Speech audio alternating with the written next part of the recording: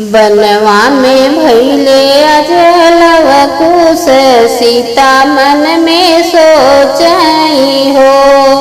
बनवा में भये अजलव कुश सीता मन में सोचई हो।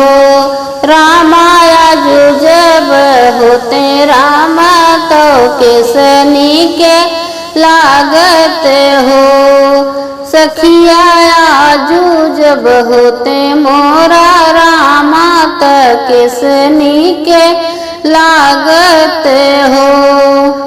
घर घर बाजत बधैया त घर घर सोहर हो। रामा वही रामा जी के तू ही पुत्र जंगल बीच जन्मे हो। बेटा रामा के पुत्र जंगल बीच जन्मे हो। रामा वही रामा जी के पुत्र जंगल बीच जन्मे हो। रामा जी के कनवाज सुनते तो मंगल गौते हो।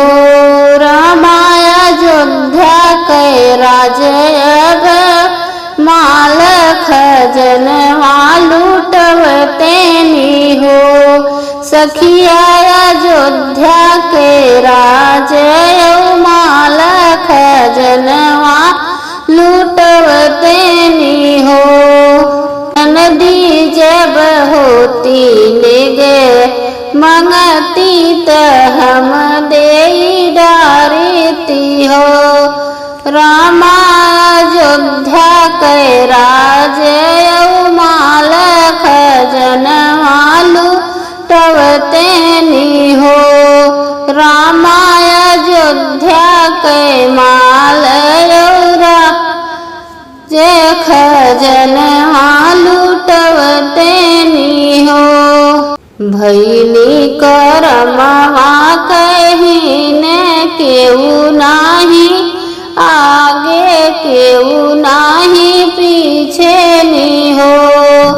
भैली करमवा कहीं न केहू नाही आगे त केहू नाही पीछे हो। बेटा तरे तय धरती बिछाना ऊपर नभ ओढ़ न हो। बेटा नहीं बाटे धरती